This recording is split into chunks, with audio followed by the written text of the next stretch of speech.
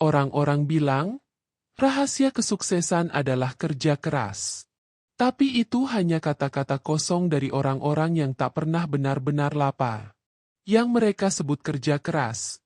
Bagiku hanya mitos penghibur perut kosong. Aku tahu satu cara lain untuk berhasil. Dan aku menemukannya di dasar lorong gelap kota yang bahkan Tuhan enggan menoleh.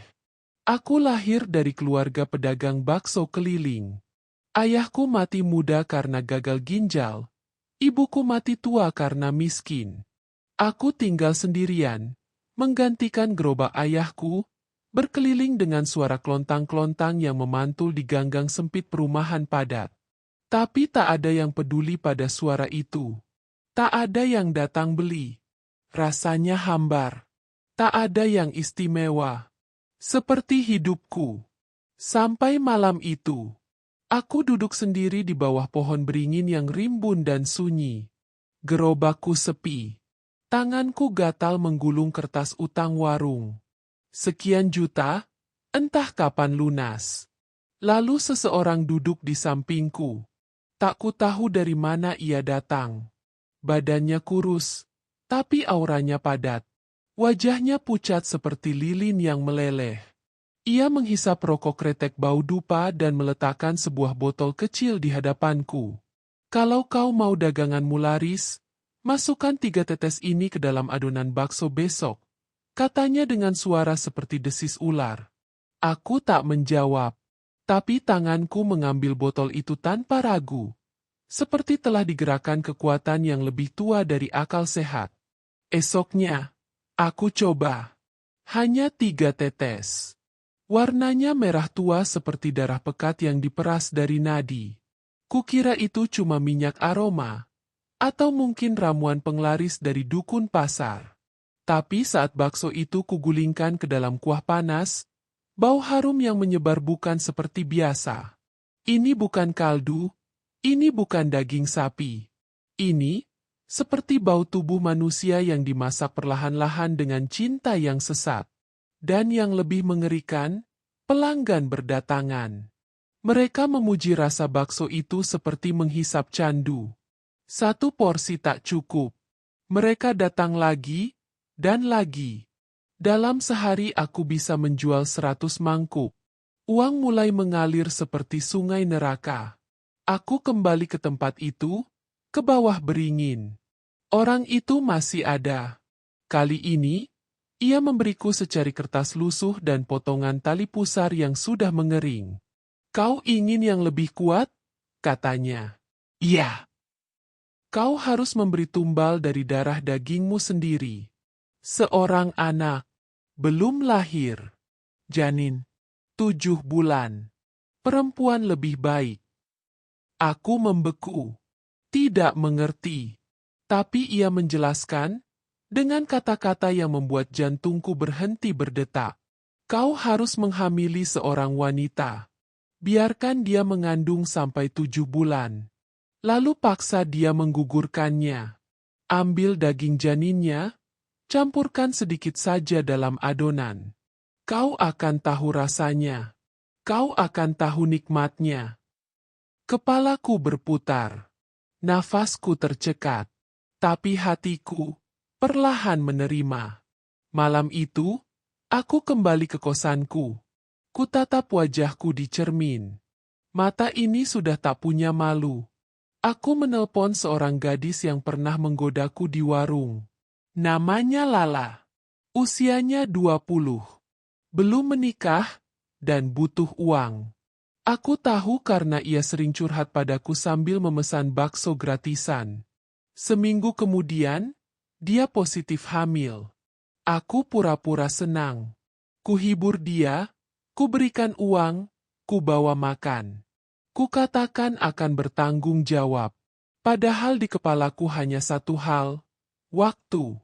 7 bulan berlalu cepat saat hati tak punya nurani.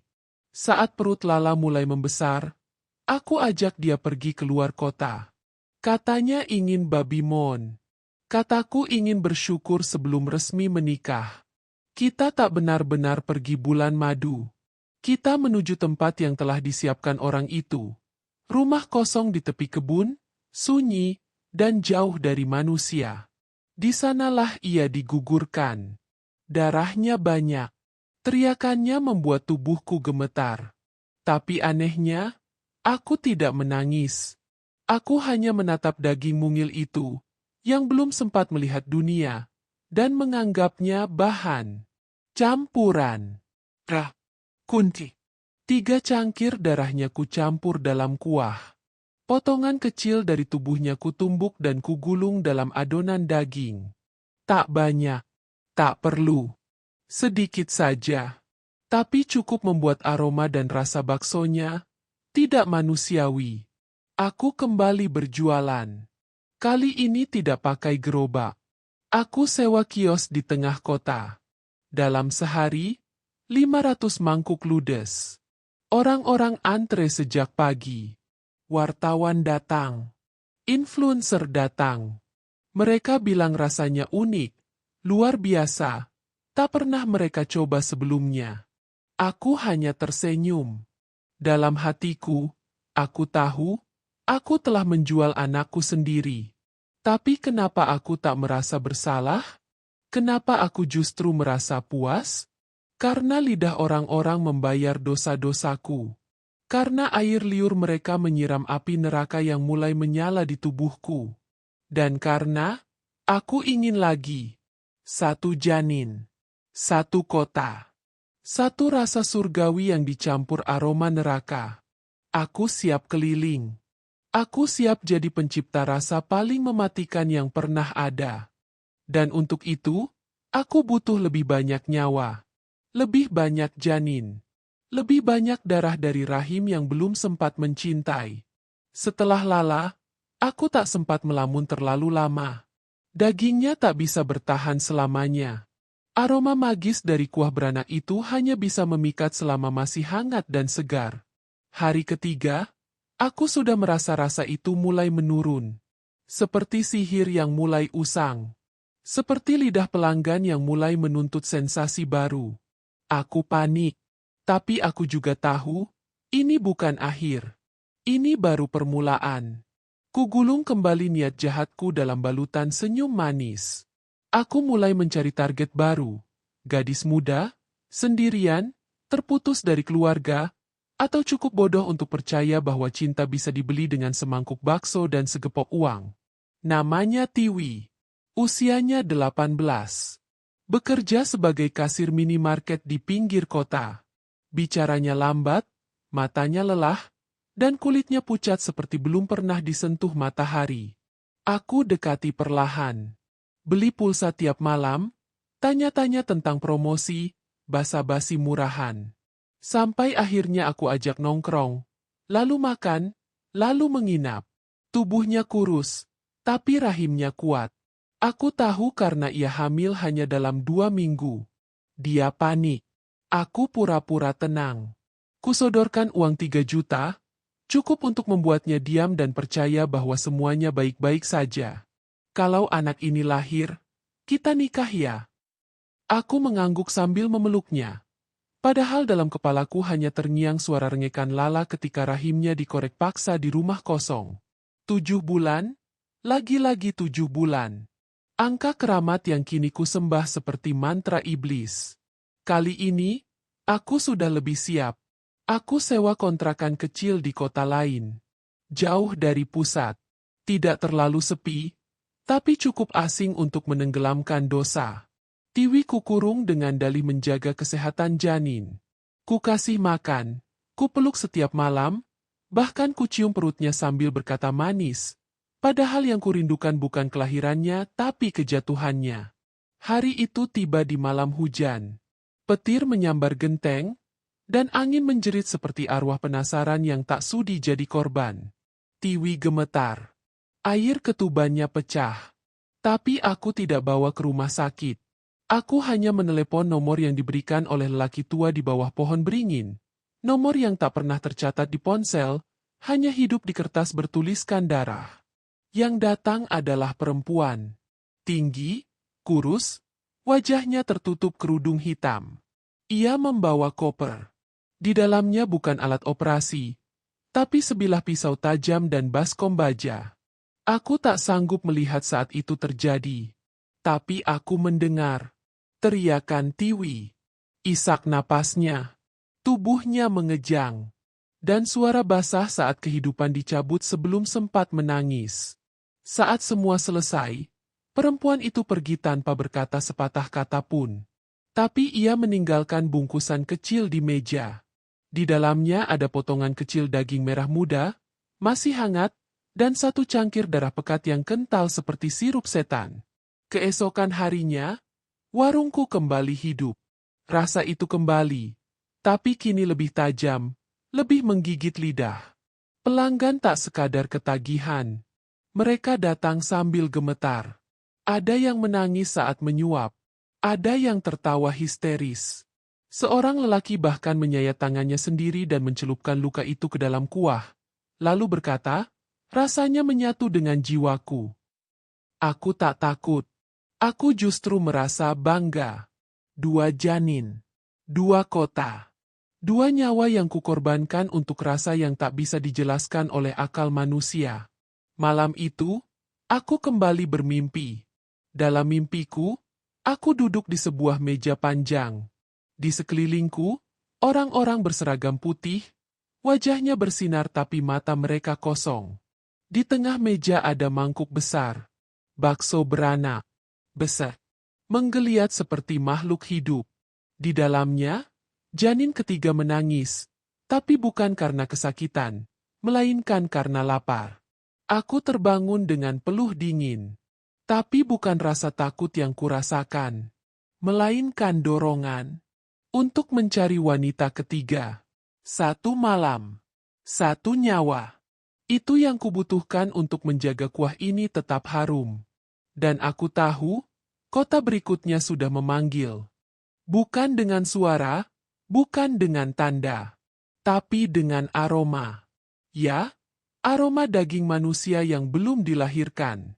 Semacam desir samar di udara, seperti kabut yang membawa bisikan, membujukku untuk menyeberang batas nalar dan menggali lebih dalam keliang setan yang sudah kutapaki tanpa ragu.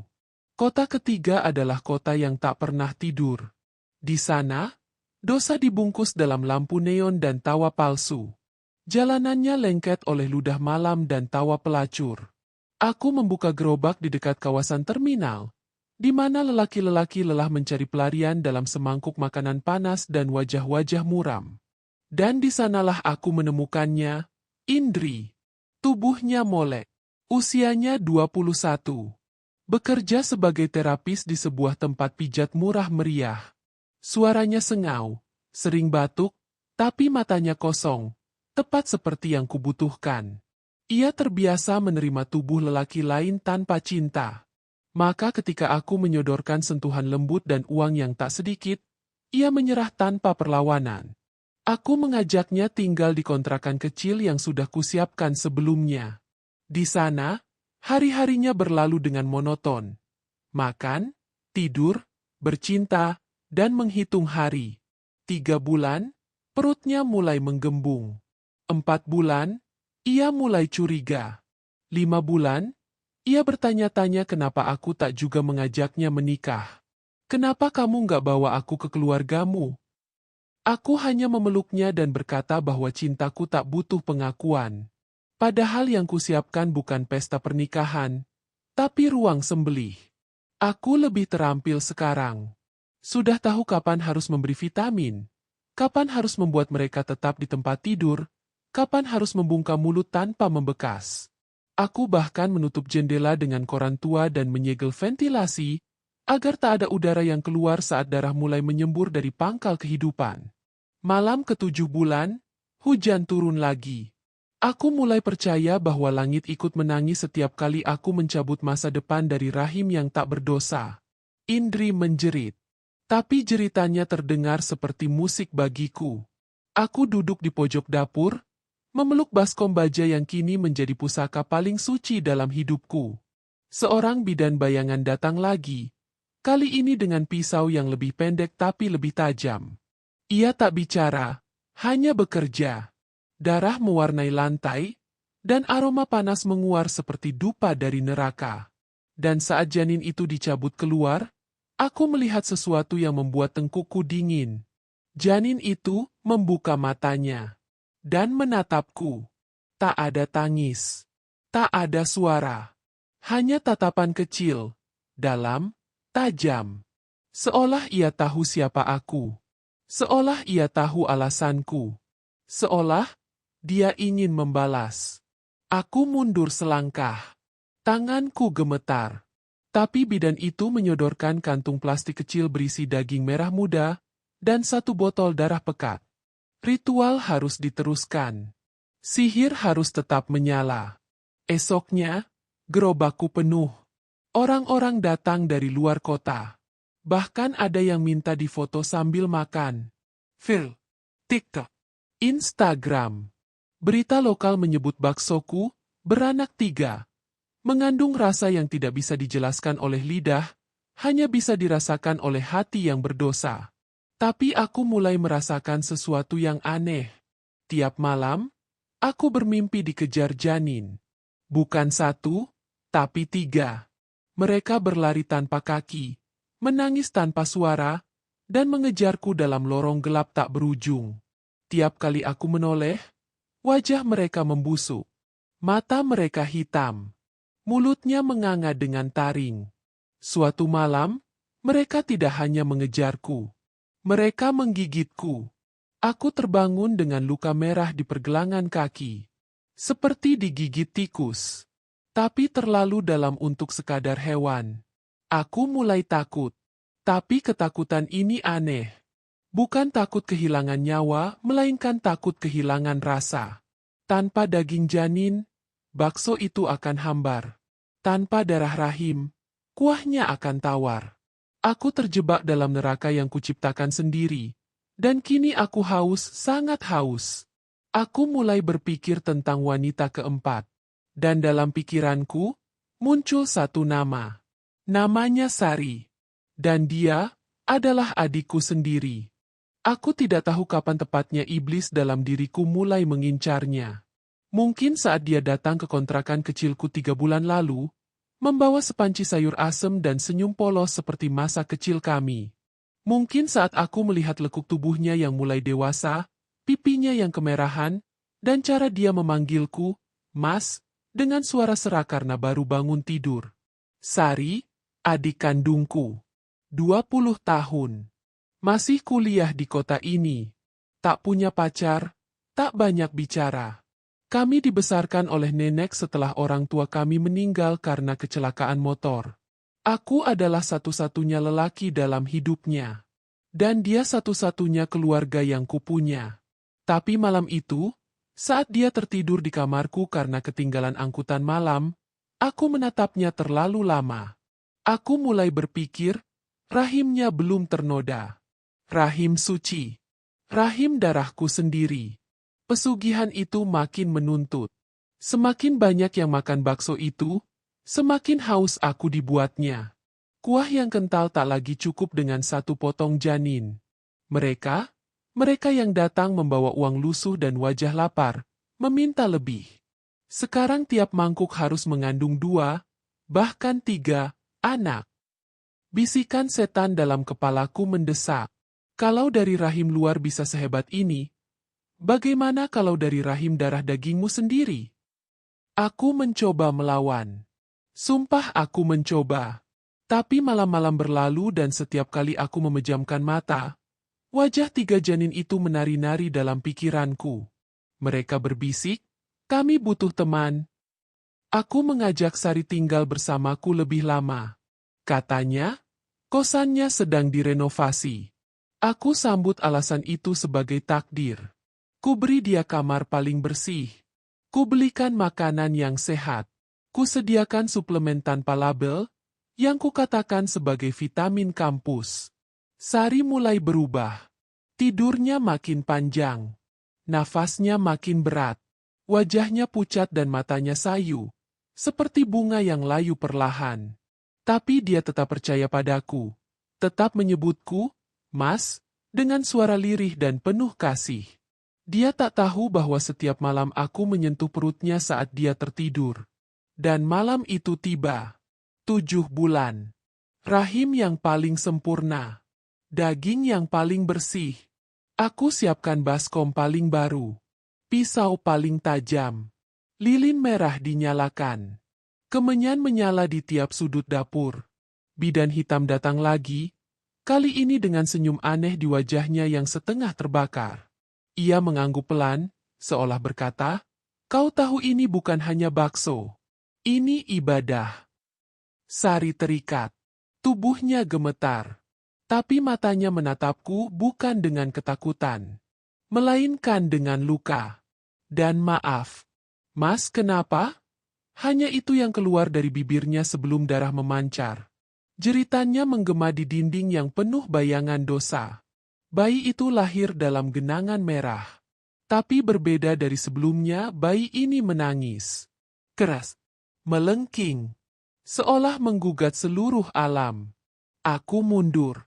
Aku menggigil. Pisau jatuh. Tapi bidan itu mendorongku ke depan. Tangannya memaksaku menggenggam janin itu. Lembut. Dan menggetarkan. Lalu aku mendengar suara dari atas langit-langit dapur. Bukan hujan. Bukan angin. Tapi suara tangis dari puluhan ratusan bayi. Serempak. Seperti orkestra neraka. Dan di antara tangis itu, terdengar suara laki-laki berat, gemetar, berbisik langsung di kepalaku. "Kau tak bisa berhenti sekarang." Aku menjerit. Tapi suara itu masuk makin dalam, menembus telinga, menusuk otak. Korban darahmu sendiri adalah materai terakhir. Setelah ini, kekal. Tanganku mengangkat pisau.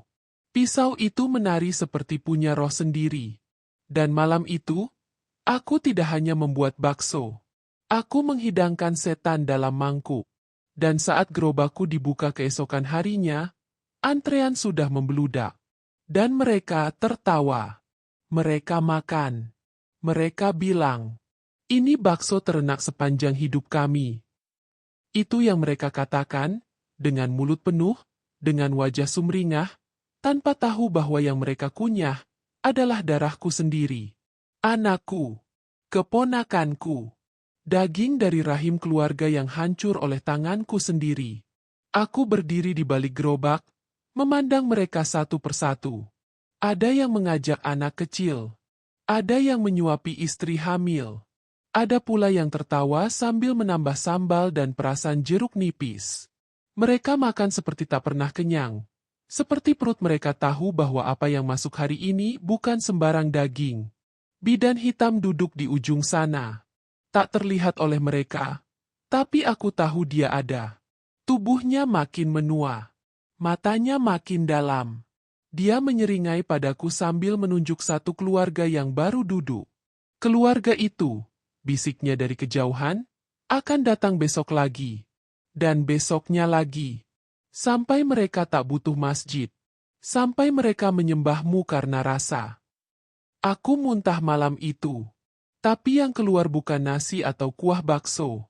Melainkan serpihan kuku kecil, rambut halus, dan potongan kulit bayi yang belum sempurna. Aku mulai bermimpi aneh. Dalam tidurku, aku berada di ruang tunggu panjang berwarna merah. Dindingnya berdetak seperti jantung. Dan di sana, ratusan wanita hamil duduk berjejer. Perut mereka membesar tapi wajah mereka kosong. Mereka semua menatapku. "Giliran siapa malam ini?" bisik seorang di antara mereka. Suaranya seperti suara Sari. Aku terbangun dengan darah di celana. Tiap malam seperti neraka. Tapi tiap pagi aku bangun dan tubuhku otomatis bekerja. Mencampur adonan. Menggiling daging. Menyendok kuah. Menyiapkan anak yang sudah difermentasi dalam toples-toples kaca. Aku mulai berpindah kota. Tak bisa lagi berjualan di kota yang sama. Terlalu banyak bisikan. Terlalu banyak kenangan. Dan terlalu banyak wajah yang sudah mulai curiga karena setiap minggu ada gadis hilang. Dan setiap minggu bakso baru selalu lebih enak dari sebelumnya. Kota berikutnya adalah kota kelahiran ibu. Aku tak tahu kenapa aku ke sana. Mungkin nurani yang busuk ini ingin membuktikan bahwa tidak ada lagi yang sakral. Bahwa bahkan di kota kelahiran ibuku, aku bisa tetap membuat dosa dan menjualnya dalam mangkuk plastik. Di sana aku bertemu dia. Namanya Dina. Seorang penjaga toko kelontong. Usianya 21 tahun. Dengan rambut panjang dan senyum lembut. Aku sering membeli minyak dan korek di tokonya. Aku dekati perlahan. Kusisipi rayuan. Ku berikan uang. Dia tertawa kecil saat kutawarkan hidup enak dan rumah kontrakan. Dalam 2 minggu, aku sudah tahu bentuk tubuhnya di luar kepala. Dan dalam 3 minggu, dia sudah mengandung. Bidan hitam datang malam itu. Tapi kali ini, dia tak sendiri. Ada sosok baru di belakangnya. Anak kecil. Wajahnya setengah manusia, setengah tengkorak. Matanya cekung tapi menyala merah. Dan saat dia tersenyum padaku, aku tahu dia adalah anak pertamaku. Ayah, bisiknya sambil menggenggam tangan bidan. Aku lapar. Tanganku gemetar saat memegang pisau. Dina belum tahu apa-apa. Dia hanya merasa mual dan lemah. Tak tahu bahwa dalam 2 bulan lagi, dia akan dibaringkan di altar yang sama seperti Sari. Aku mulai kehilangan arah. Aku mulai bertanya pada bayangan di cermin, apa ini akan berhenti? Tapi bayangan itu bukan aku. Dia tertawa. Dia berkata, kau bukan manusia lagi. Kau sudah jadi doa bagi daging. Kau sudah jadi nabi rasa. Sekarang waktunya memperbanyak pengikut. Suara itu masih menggema di dalam kepalaku ketika aku terbangun dengan napas terengah. Bayangan wajahku di cermin belum hilang sepenuhnya. Bayangan yang bukan aku, tapi menyerupai aku. Versi kotor. Versi iblis. Versi yang tersenyum tiap kali anak kecil menangis dalam rahim ibunya. Aku bangkit dengan tubuh berkeringat. Dina tertidur di sampingku, tubuh mungilnya memeluk perut yang belum sempat menonjol. Aku mengusap rambutnya pelan, seperti pencuri yang berpura-pura jadi pelindung. Tapi jari-jariku sudah tak hangat lagi. Dingin seperti logam. Seperti pisau. Seperti niatku yang sudah membatu. Setiap malam, aku mendengar suara baru. Tangisan dari rahim yang belum terbentuk sempurna. Jeritan dari tengkorak yang belum punya nama. Dan tiap kali aku mencoba menutup telinga, suara Sari menyusup masuk. Bukan lagi suara minta tolong. Tapi doa. Doa yang menyayat. Ampuni aku, Tuhan. Aku hanya ingin dia bertanggung jawab. Aku tak tahu dia akan memotong anakku sendiri. Tangisku jatuh diam-diam. Tapi aku tak bisa mundur. Aku sudah masuk terlalu dalam. Terlalu banyak anak yang dikorbankan. Terlalu banyak rasa enak yang diciptakan dari darah dan sumsum manusia. Bakso yang kujual kini tak hanya enak, tapi adiktif. Pelanggan di kota ini kembali. Setiap hari. Tiap mangkuk, mereka habiskan dalam 3 menit. Mereka rela antri, rela berdesakan, bahkan bertengkar. Ada yang menangis karena tak kebagian. Ada yang marah dan melempar gerobak tukang lain. Tiap sendok yang masuk ke mulut mereka, aku tahu itu bukan cuma kuah, tepung, atau penyedap. Itu darah dari rahim. Itu tangis dari janin. Itu bagian tubuh kecil yang tak sempat melihat dunia. Dan semakin mereka menyukai bakso itu, semakin aku diburu oleh wajah-wajah yang seharusnya tidak kembali. Anak pertamaku muncul di dapur malam itu. Bukan dalam mimpi. Bukan juga dalam bayangan. Dia berdiri di atas freezer, tubuh kecilnya penuh luka jahitan, satu matanya hilang, dan kulitnya membiru seperti tenggelam. Tapi dia tersenyum. Bibirnya yang sobek memperlihatkan gusi hitam. Ayah, aku bawa teman-teman. Mereka lapar. Lalu kulihat mereka. 5, 6, 7 anak. Semua telanjang. Semua berlumur darah. Mereka datang dari dinding. Dari lantai. Dari cerobong dapur. Mereka memandangku sambil tertawa. Gigi-gigi mereka menghitam. Tangan mereka menunjuk panci besar yang sedang mendidih. Masak kami lagi. Yah, tanganku memegang pisau daging. Tapi kali ini, bukan untuk menggiling. Aku mendekatkannya ke leherku. Tapi sebelum aku menggores, bidan hitam muncul. Dia tidak marah, tidak mengancam. Dia hanya mendekat dan berkata, "Bahkan kematianmu tidak akan menghapus perjanjianmu." Aku terjatuh, menangis seperti binatang. Dan saat aku tengadah, aku melihat Dina berdiri di ambang pintu. Dia mendengar semua. Wajahnya pucat. Tangannya gemetar sambil memegangi perut. Air matanya jatuh tanpa suara. Tapi mulutnya bergetar mengucap, "Kamu akan bunuh anak kita juga." Aku tak bisa menjawab.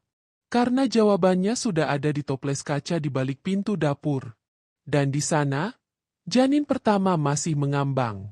Matanya terbuka kini. Dia menatap Dina, dan tersenyum. Dina menjerit. Tapi jeritannya seperti ditelan oleh dinding. Udara mendadak berat. Seperti disumpal roh-roh yang tertahan di antara dua dunia. Dia berlari, tapi kakiku lebih dulu mengunci pintu dapur dari dalam. Aku panik. Bukan karena takut dia melaporkan. Tapi karena aku tahu, satu suara saja dari mulut Dina bisa membangunkan mereka semua, anak-anak yang tak pernah lahir itu. Tubuhku menggigil. Nafasku memburu. "Dina, dengar dulu." Tapi dia mundur. Tangannya melindungi perut. Matanya seperti baru sadar bahwa lelaki yang selama ini menidurinya bukan manusia, melainkan binatang yang menjelma dalam bentuk kekasih. Aku ingin menjelaskan, tapi suara di kepalaku mendesak lebih keras. Jangan biarkan dia pergi. Jangan biarkan dia membocorkan rahasia. Jangan biarkan dia menyelamatkan anaknya. Tubuhku mulai bergerak sendiri. Seolah aku bukan lagi diriku. Kaki melangkah pelan mendekati Dina. Tanganku terulur seperti memohon. Tapi wajahku pasti menakutkan. Karena mata Dina terus menatapku seperti hantu. Lalu, air ketubannya pecah. Suara air tumpah di lantai dapur membuatku terdiam. Dia terjatuh, menggeliat, menggenggam perutnya yang mulai mendorong dari dalam. Jeritnya lirih tapi memilukan. Matanya meminta pertolongan, tapi aku berdiri kaku, antara panik dan lapar. Karena aroma darah yang keluar bersamaan dengan air ketuban itu, begitu menggoda. "Tolong aku," isaknya. "Selamatkan anakku." Aku teringat malam pertama perjanjian itu. Bidan hitam menyeringai sambil menyodorkan potongan janin pertama ke tanganku. Dia bilang, "Cukup 1 sendok kecil saja, maka rasa bakso MU akan membuat manusia kembali seperti binatang. Lapar, rakus, dan ketagihan." Aku teringat darah pertama yang kuteteskan ke adonan. Bagaimana antrian mulai mengular. Bagaimana penghasilan melonjak. Bagaimana aku menjadi raja gerobak bakso di kota ini. Dan semua itu bermula dari darah anakku sendiri. Kini anak kedua hendak lahir. Tapi kali ini, hatiku retak. Aku tak yakin bisa melakukannya lagi. Tapi suara itu, bidan hitam itu, kembali muncul. "Lahirkan dia, lalu campurkan. Kau akan jadi legenda. Kota ini akan menjadikanmu Tuhan." Tiba-tiba seluruh lampu padam. Dapur hanya diterangi cahaya dari lilin kecil di altar pesugihan. Lilin itu menetes darah, bukan lelehan lilin biasa. Dan dari asapnya, muncul wajah-wajah anak-anak yang dulu kukorbankan. "Ayah," kata mereka, "kami ingin adik." Dina menggeliat. Tangisnya makin keras. Kepalaku berdengung. Pisau daging di meja bergetar sendiri. Aku melangkah pelan. Mengambil pisau itu. Mataku gelap. Tapi hatiku berteriak. "Tidak. Kali ini tidak." Aku lempar pisau itu ke tembok. Aku gendong Dina. Kubawa keluar dapur, menembus malam, menembus hujan yang mengguyur gerobak bakso yang masih berasap. Orang-orang masih makan. Mereka tidak peduli. Mulut mereka mengunyah cepat, tawa mereka nyaring, tapi wajah mereka bukan manusia lagi. Seperti anjing, seperti serigala. Mata mereka merah, tangan mereka mencakar. Mereka mencium darah dari Dina. Mereka berlari mengejar. Berikan anak itu. Kami lapar. Aku lari sekuat tenaga, mendekap Dina yang sudah nyaris pingsan. Darah terus menetes dari kakinya. Suara bayi mulai terdengar dari perutnya. Tapi suara tawa orang-orang itu makin dekat. Mereka haus.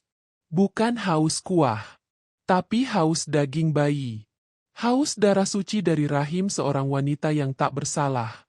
Aku tak tahu harus kemana. Tapi malam itu, di tengah deras hujan dan suara jeritan, aku bersumpah untuk mengakhiri semuanya. Atau mati bersama mereka. Itulah sumpah terakhirku ketika aku menggandeng tubuh Dina. Berlari menembus deras hujan dan pekik gila dari para pelanggan bakso yang berubah menjadi binatang kelaparan. Tubuh Dina lemas. Setiap langkahku membekaskan jejak darah di aspal. Setiap detik adalah pertaruhan antara nyawa, rahim, dan roh-roh anak yang belum pernah hidup tapi sudah kuambil nyawanya. Kami sampai di sebuah bangunan tua, bekas gudang kosong yang dulu pernah jadi tempat penyimpanan gerobak. Angin dingin masuk dari celah-celah tembok yang retak. Bau besi berkarat dan bangkai tikus memenuhi udara. Tapi aku tak punya pilihan. Aku rebahkan Dina di atas lantai semen yang lembab. Tahan, sayang, tahan, kataku pelan, mencoba tetap sadar, walau seluruh isi kepalaku berperang. Tangis Dina lirih. Matanya sudah mulai berkabut. Air ketuban mengalir bersama darah. Tangannya mencengkeram bajuku, mencoba melawan rasa sakit yang tak tertahankan. Tapi sesuatu lebih mengerikan terjadi. Asap hitam perlahan muncul dari sudut gudang. Asap itu menggumpal, menggeliat seperti ular. Dan dari balik asap itu, sosok wanita tua berjubah hitam, bidan iblis, kembali muncul. Kau membawanya ke tempat yang salah, bisiknya. Seharusnya dia melahirkan di altar. Di bawah patung kepala kambing itu. Bukan di sini. Tapi, tak apa. Anak ini tetap milikku. Aku menggertakkan gigi. Kau tidak akan mendapatkannya. Bidan iblis tertawa. Suaranya seperti kawat berkarat diseret di atas tulang. Ia mendekat, memegang perut Dina. Seketika tubuh Dina melengkung. Perutnya berguncang, seakan ada makhluk di dalamnya yang ingin keluar bukan sebagai bayi, tapi sebagai sesuatu yang lain. Bayangan tangan kecil mencakar dari balik kulit perutnya. Kalau kau tak tega memotongnya, biar dia lahir sendiri sebagai tumbal. Aku menjerit. Ku tarik tubuh Dina, ku peluk erat. Tapi si bidan iblis hanya tertawa. Ia mengangkat tangannya, dan dari langit-langit gudang, tetesan darah mulai turun. Bukan darah biasa, tapi darah dari anak-anakku yang dulu kukorbankan. Mereka muncul dalam bentuk kabut merah. Mereka mengelilingiku. Menangis. Merintih. Ayah, mengapa kami tak diberi susu? Mengapa hanya daging kami yang kau butuhkan? Tangis mereka seperti jarum yang menembus dadaku. Dina menjerit makin keras. Bayinya memaksa keluar. Tapi bukan dengan cara biasa. Perutnya terbuka sendiri, seperti disayat dari dalam. Aku panik. Tanganku gemetar. Keringat dan darah bercampur. Aku tahu, jika aku tidak bertindak, maka anak ini akan dilahirkan sebagai setan, bukan manusia. Maka aku berlutut. Aku mengangkat pisau kecil dari kantong celana. Pisau yang sama pernah kupakai untuk menyayat janin pertama.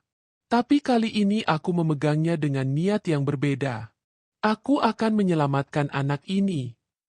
Walau itu berarti aku harus mati. Aku bantu proses kelahirannya. Tanganku gemetar saat menarik keluar bayi itu. Bayi laki-laki. Merah, basah, menggigil, tapi hidup. Bukan iblis. Bukan siluman. Tapi bayi manusia. Tangisnya melengking. Untuk pertama kalinya, tangis yang membuatku menangis juga. Bidan iblis memekik marah. Tidak, itu milikku. Darah itu untuk daging. Tiba-tiba gudang berguncang. Cahaya merah menyala dari bawah lantai. Kepalaku mendesis. Dari lubang-lubang lantai keluar tangan-tangan hitam, mencoba menarik tubuh kami. Aku peluk Dina dan bayiku erat. Aku tahu, waktuku tak lama. Aku lari. Menembus hujan.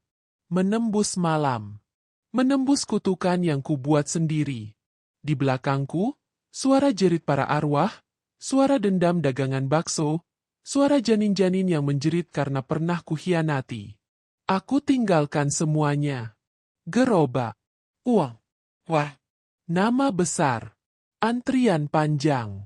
Semua itu tak lebih berharga dari satu tangis bayi. Satu tetes susu pertama dari tubuh Dina yang kering dan kehabisan cinta. Tapi suara daging dan kuah itu belum benar-benar padam. Malam-malam tertentu, ketika Dina dan bayiku sudah tertidur, aku duduk di ruang belakang kontrakan, memandang dinding kosong, dan mendengar bunyi itu. Pluk, pluk, blup. Seperti bola daging yang jatuh ke dalam kuah panas. Seperti langkah kaki mungil yang menjejak genangan darah. Padahal dapur sudah lama mati. Kompor tak lagi menyala. Tapi suara-suara itu datang dari dalam kepalaku, atau dari masa lalu yang belum rela aku berubah. Aku sudah meninggalkan dunia itu. Warung bakso mewah di kota besar kini hanya bangunan kosong. Aku kabur ke kota kecil di pegunungan.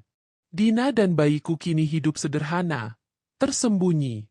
Tapi setiap malam, saat hujan turun dan bau tanah menguar, aku merasa pengorbananku belum cukup. Roh anak-anak itu masih mengikutiku. Kadang aku melihat bayangan kecil berdiri di ujung ranjang. Tidak bergerak, tidak bicara. Hanya menatapku. Matanya kosong. Perutnya rata. Seolah berkata, "Ayah, kami tak sempat menangis. Tapi kami masih lapar." Aku menunduk. Setiap kali menatap wajah anakku, yang kini sudah bisa menggenggam jariku, aku sadar, aku harus menebus semuanya. Tapi dosa yang kutanam tak bisa ditebus dengan air mata. Ia meminta lebih. Ia meminta darah. Daging. Kok? Suatu malam, Dina bertanya, "Kenapa kamu selalu bangun jam 2?" Aku tak menjawab. Bagaimana aku bisa bilang kalau setiap jam 2 dini hari, aku seperti mendengar godaan dari dapur yang tak lagi ada? Bahwa ada suara yang berbisik, memintaku kembali. Suara gerobak yang berderit. Suara mangkuk-mangkuk yang saling beradu. Kembali dan masak satu porsi saja. Satu saja, dari bayi manapun. Aku coba bertahan. Tapi malam ke-13 setelah anakku lahir, aku kalah. Aku kembali ke kota. Meninggalkan Dina dan bayi itu di rumah teman lama. Kataku, aku ingin mencari pekerjaan baru. Tapi sejujurnya, aku hanya ingin tahu, apakah kuah itu masih bisa kukembalikan? Warung bakso lamaku kini penuh debu. Tapi tak ada yang berani menyentuhnya. Konon katanya, setiap malam dari jendela belakang, terdengar suara anak-anak menangis. Ada juga yang mengaku melihat mangkuk bakso berisi gumpalan merah menyerupai janin. Aku masuk ke dalam, perlahan. Tanganku gemetar saat menyentuh meja tempat aku biasa menggiling daging. Aroma khas itu langsung memukul hidungku. Daging. Bukan sapi. Bukan ayam. Tapi daging, yang hanya aku yang tahu asalnya. Sisa-sisanya masih tertinggal. Sekeras batu. Tapi bau itu masih hidup. Masih lapar. Aku berdiri di depan kuali tua. "Apa yang kau inginkan dariku?" bisikku. Tak ada jawaban. Hanya gemuruh dari dalam tanah. Dan bau susu basi. Tiba-tiba, kuali itu bergetar. Pelan. Seolah ada sesuatu di dalamnya yang hidup. Lalu aku dengar suara, tawa kecil. Suara bayi. "Ayah, kami mau lagi. Satu saja." Satu saja. Tanganku mencengkeram kepala. Aku memekik. Tidak lagi. Tapi suara itu makin keras. Kini bukan hanya satu, tapi banyak. Ratusan. Ribuan. Tangisan, tawa, dan rintihan janin-janin yang dulu kupotong. Mereka semua ada di sini. Di dinding. Di lantai. Di uap tak kasat mata. Di sela-sela kuali. Ayah, kenapa berhenti? Daganganmu masih laku. Ayah, jangan sia-siakan darah kami. Aku lari keluar. Tapi saat aku membuka pintu, kota sudah berubah. Di luar, jalanan sunyi. Tak ada mobil. Tak ada orang. Semua toko tutup. Dan di ujung jalan, terlihat gerobak bakso merah darah. Bergerak sendiri. Tanpa penjual. Tapi mangkuk-mangkuk di atasnya terisi penuh. Dengan potongan daging yang masih hangat dan bergerak. Aku tersungkur. Berteriak. Tapi tidak ada suara keluar. Dan dari belakangku, kudengar langkah seseorang. Lalu suara itu. Selamat datang kembali. Pemilik resep darah, pelangganmu sudah menunggu. Suara itu bukan suara manusia. Ia berat dan bergema, seperti dari dalam liang kubur. Dan saat aku menoleh, tak ada siapa-siapa. Tapi gerobak itu, yang berdiri di ujung jalan, bergerak mendekat. Rodanya tak berputar. Ia meluncur begitu saja di atas aspal, seperti melayang. Mangkok-mangkok di atasnya bergetar. Kuah mendidih tanpa api. Uap naik ke langit, membentuk wajah-wajah bayi yang pernah kukorbankan. Aku ingin lari, tapi tubuhku seolah tertancap ke tanah. Tanganku gemetar saat gerobak itu berhenti tepat di hadapanku. Di salah satu mangkuknya, ada sepotong daging kecil yang masih berdetak. Seperti jantung. Seperti bagian dari bayi yang belum sempat lahir. Di sisinya, sendok kayu tua mengarah padaku. Seakan menyuruhku, sekali lagi, untuk menyajikannya. Masak yang terakhir. Suara itu lagi, kali ini dari dalam gerobak. Bayimu masih hidup. Tapi satu lagi harus dikorbankan. Mataku membelalak. Bukan bayiku. Bukan yang ini. Tapi suara-suara itu membalas. Bersahutan seperti paduan suara arwah. Yang terakhir, adalah yang paling murni. Yang kau sayangi, itulah yang paling nikmat. Satu bayi lagi. Lalu semua selesai. Tiba-tiba aku berada di rumah kontrakan. Dina menangis di dapur. Bayiku menjerit di ranjang. Tapi aku, berdiri di antara dua dunia. Tanganku membawa sendok dari gerobak. Penuh kuah merah. Bau amis dan susu menyatu. Aku melangkah pelan ke kamar. Bayiku memandangku. Matanya bening. Kecil. Tak berdosa.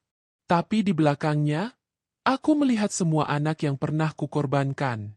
Mereka berdiri dalam bayang-bayang. Dengan kepala miring. Kulit pucat. Perut bolong. Dan mereka menunjuk bayiku. Satu lagi. Satu saja lagi. Lalu kami akan pergi. Tanganku terangkat. Dina berteriak dari belakang. Kamu ngapain? Tersadar, sendok itu terlepas dan jatuh ke lantai. Kuahnya muncrat, menciprat ke dinding. Lalu, berubah menjadi darah. Merembes. Menetes. Membentuk tulisan. Janinmu adalah pembuka gerbang. Aku menjerit. Dina memeluk bayiku, melindunginya. Dan dari luar jendela, tampak gerobak itu terbakar. Tapi apinya bukan merah, melainkan hitam. Seperti asap duka dari neraka. Uapnya membentuk wajah seorang perempuan. Wajah mantan pacarku, yang dulu pertama kugugurkan anaknya. Kau bilang, ini demi masa depan. Tapi kau jadikan anak kita bakso. Kini, giliranmu. Kau akan jadi bahan. Dinding rumah bergetar. Lampu pecah. Bayiku menangis. Tapi di tengah kekacauan itu, aku tahu, kutukan ini tidak akan selesai. Gerobak itu kini hidup. Ia bukan alat. Ia entitas. Dan ia lapar. Satu bayi terakhir, atau aku sendiri akan dimasak. Pilihan itu harus kuambil. Malam ini. Kalimat itu menggema dalam pikiranku seperti gong neraka yang dipukul terus-menerus. Gerobak setan di depan rumahku mendidih dengan api hitam. Uapnya membentuk wajah-wajah yang pernah kukorbankan. Anak-anak itu, janin-janin itu, mereka tak diam. Mereka memanggil, "Ayah." Kami belum sempat hidup. Kami belum sempat memelukmu. Dina memeluk bayi kami erat-erat, tubuhnya gemetar seperti daun diterpa badai. Tapi aku tak bisa lagi sembunyi. Aku tahu apa yang telah kuperbuat. Sejak janin pertama yang kugugurkan dengan sengaja.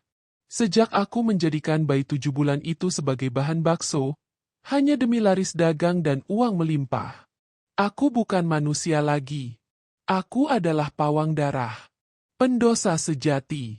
Dan kini, kutukan itu menagih bayaran terakhirnya. Jika bukan bayiku, maka aku sendiri yang akan dimasak. Aku berjalan pelan ke halaman, gerobak itu menungguku. Kuah dalam pancinya menggelegak dengan warna kehitaman, seperti lava dari neraka. Wajah para korban muncul di antara gelembung, mereka tersenyum. Menyeringai, menantikan daging baruku. Tentukan pilihanmu, pemilik daging dosa. Bayimu, atau dirimu.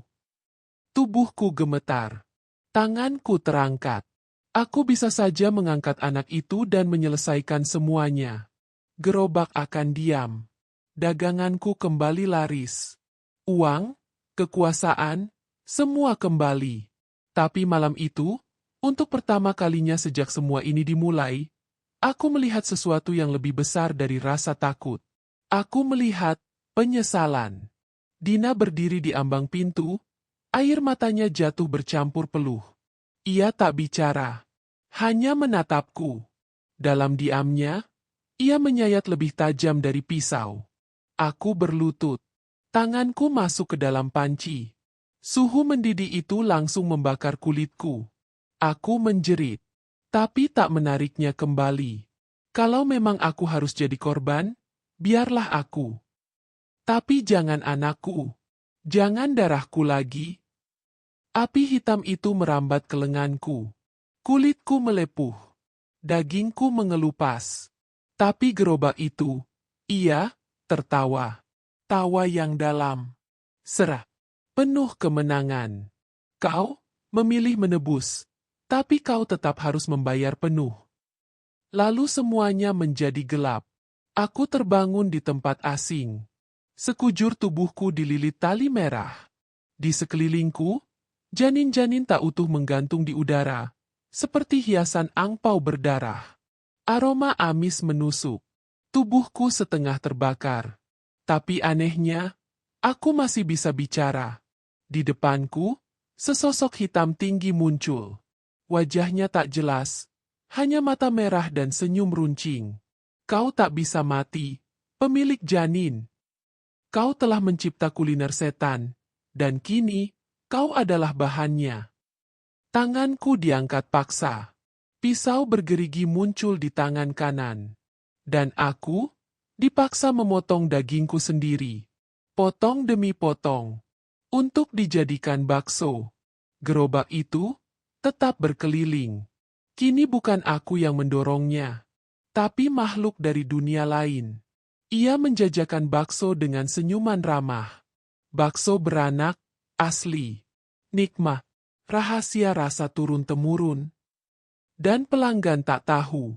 Mereka hanya merasa baksonya terlalu enak, terlalu gurih. Dan mereka ketagihan. Sedang aku, dikurung di balik panci. Setiap sendok yang masuk, mengiris tubuhku perlahan. Setiap mangkuk yang habis, menggerus jiwaku. Aku, pendosa sejati. Aku, bapak dari bakso beranak. Dan ini, bukan akhir. Ini baru awal dari legenda rasa yang tak akan pernah mati.